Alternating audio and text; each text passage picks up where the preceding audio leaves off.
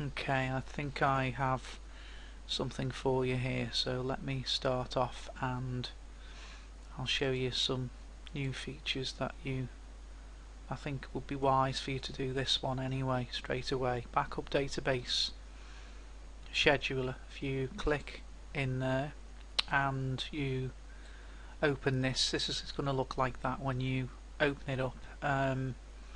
Just make sure that you set this and you're really good to go.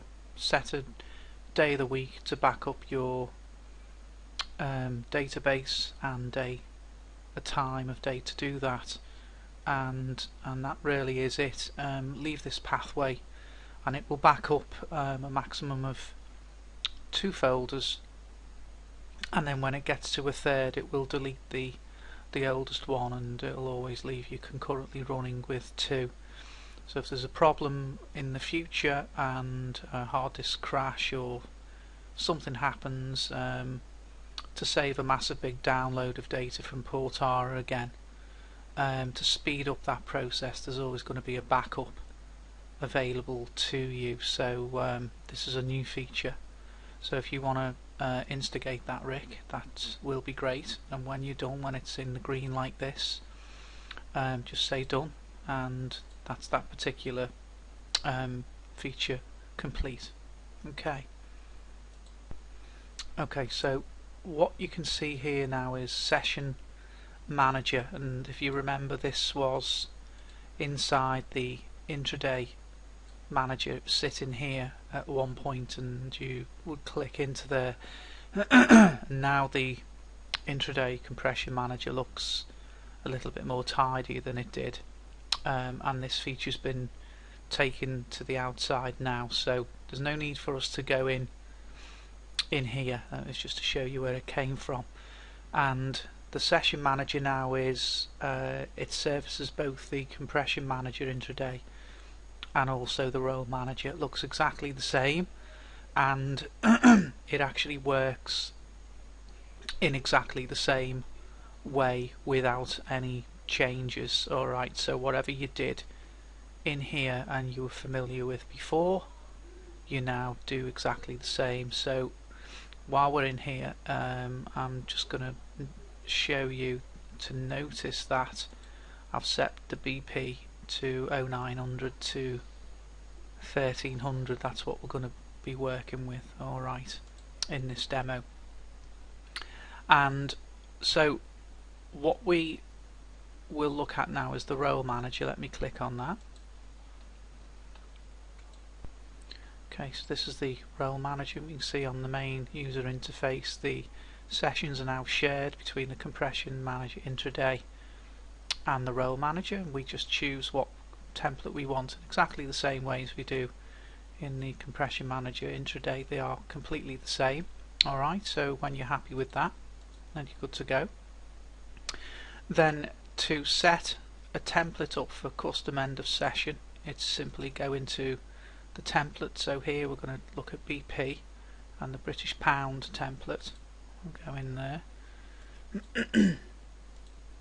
and choose British pound, and you'll see here that it will be set like that normally to daily settle. So all you got to do is alter this to custom end of session and you're good to go. That's all you do.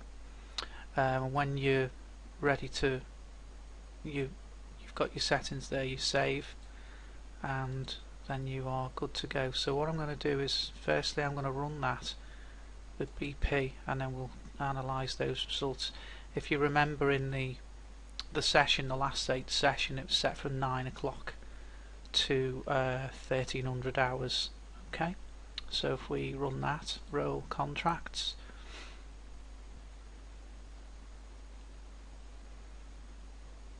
okay, and before we look at the data, let's look at what's going on. If we look at the status log, and what I've done here is I've said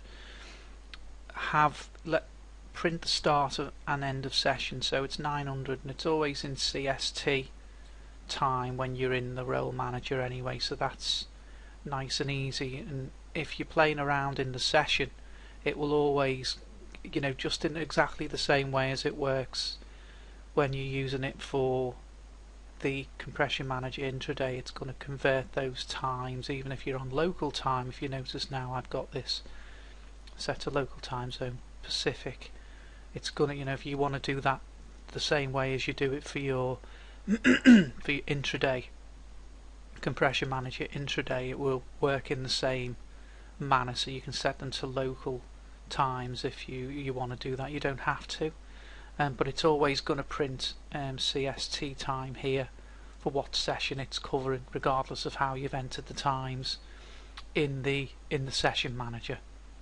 Okay, so then it's going to give you what rolls and you've done in the normal way, and you'll see there the difference now is that it says custom end of session. Okay, and if we go into the roll log, the way I've done this is because you roll both the daily and the intraday in the roll manager, there's only one output for the daily and the intraday, and it would have been not the best to actually print two separate outputs. So the way I've done this is, you'll see that there is a settle and also a session close, and it's separated by this double sort of vertical symbol here. So you can see that the daily, because the daily data still is rolling in relationship to the daily settle, okay, is the first part of it, the part before the special symbol. So if you look in your daily data later on, that's the roll, it's gone from there and it's gone to there. Okay, and that's the adjustment mechanism. Now for your intraday, because it's gone from the close of the session, there is the close of the session at 1 o'clock in the afternoon at 1300 hours inside BPA 2014. Now I know you're going to check these, so I've checked them and they are working. Okay, so just take my word for that. That's the the 1300 hour close in that contract, and then it's going to roll to 16599, which is the 1300 hour close in the 2014 June contract, and the difference in that particular case is 0012. Alright, and that's how you will interpret what's going on here. If there is a symbol where you've set it just to daily and it's not using any sessions, you'll only see one price printed here. So if you see this special symbol with two prices, you know that you're basically rolling that using a custom end of session. Alright, so that's the differences that you'll see within the roll manager. Simply that you can set sessions, which they'll be ignored if symbols are not using them. You set up the roll template the way I've shown you, and then the output stages are here. Alright, okay, so let's take a look at the data. We'll start off with the daily. Okay, so this is the daily database, daily read only. Now the BP day in here is exactly the same data whether you're using a custom end of session or not, because the daily is not going to alter. It doesn't know custom end of sessions, it just knows it's daily settle. Alright, so there's no change to the daily whatsoever. Alright, and now we'll look at the intraday database, which is the main workload, 1 minute read only, and we go to British pound 001, and you'll notice now in here that the session starts at 0900. Okay, and if we scroll forward, the session ends at 1300 before it moves into the next day, 1259. There it all is, and going into 900. So there is what you wanted. So the session is now split according to the times. It was tricky, but I have done it. You can have overnight sessions as well, so if you wanted to choose 1300 from the day before all across the night time to 0900 the next day, you can do that too.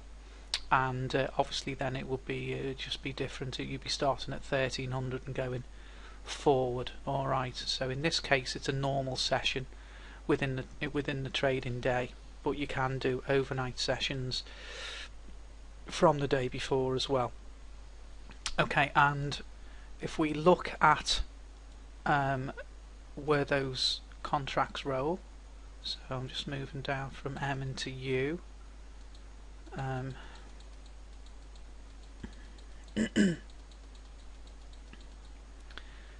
M into U, which is there. Okay, and the roll has taken place at the end of the trading session at 1300 hours, which is what you wanted, and those values are going to be sitting here as I've explained at that point. Alright, okay, so I think the work is complete. I've ran this on numerous scenarios, so this is now in beta. So what I'll do is I'm going to get this out to you tomorrow for you to have a play with and a feel with. But what I've tried to do is, obviously the work in this is obviously a lot of work, but from the user's point of view, you don't want all sorts of knobs and dials everywhere. You just want it as simple as possible. So with a few tiny changes, you're now able to have what you need. So try that out and come back to me with points, but I do think it's there for you, Rick. Alright, thank you.